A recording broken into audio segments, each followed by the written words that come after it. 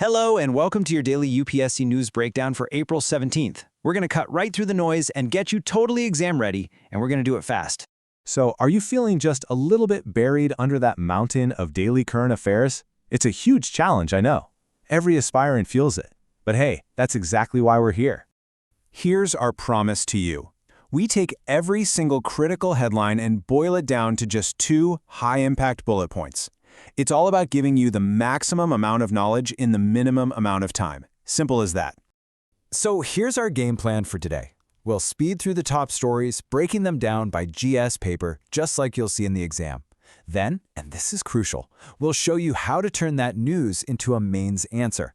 And finally, we'll talk about your next step. Let's do this. Okay, first up, let's tackle GS Paper 1, focusing on geography and society. First piece of news is a big one, the Indian monsoon. The IMD is forecasting an above-normal season, which is just massive news for the entire economy. So what's driving this? Well, it's 2 powerful climate phenomena, developing La Niña conditions and a positive Indian Ocean dipole. The impact is direct and huge. It's basically a lifeline for our agriculture and a chance to refill our reservoirs, which, are at a 10-year low. Now, listen up, because this is a classic prelims trap. You have got to get this straight. La Niña, good for India's monsoon. El Niño, bad. And lock this detail away. The IMD's baseline for what's normal is based on the average rainfall from 1971 to 2020. They absolutely love asking about stuff like this. Okay, switching from geography to society, let's talk about migration governance. Get this. Over 99 lakh people migrated to the Gulf in just the last decade. That's a staggering number. But our policies, well, they haven't really kept pace. The main problem is a disjointed approach between the center and the states, and it's all made worse by a lack of good data. This basically means our system is just reacting to problems instead of proactively supporting our migrants. All right, let's pivot now to GS Paper 2. This is all about polity, governance, and international relations. A huge topic in polity right now is the Women's Reservation Bill. The 106th Amendment is obviously historic, but the real controversy is in how it's being implemented.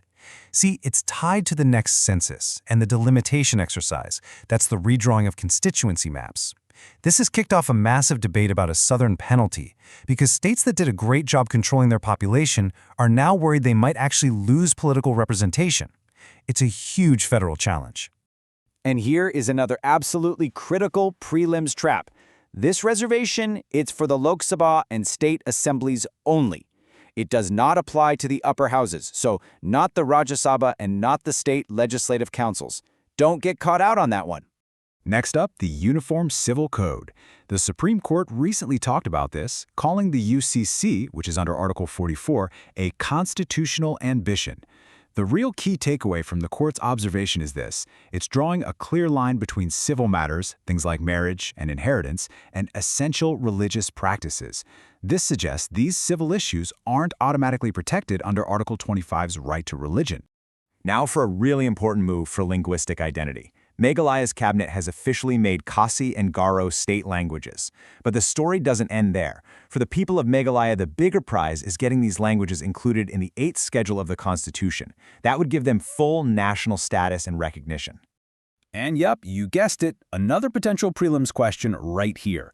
You've got to remember Article 345. It gives states the power to adopt their own official languages, and it doesn't matter if those languages are in the 8th schedule or not. Let's quickly define a key term from international relations, dehyphenation. What does it mean? In simple terms, it means the world, especially big players like the US, is now dealing with India on its own merits as an independent strategic partner. They finally stopped looking at us only through the India-Pakistan lens.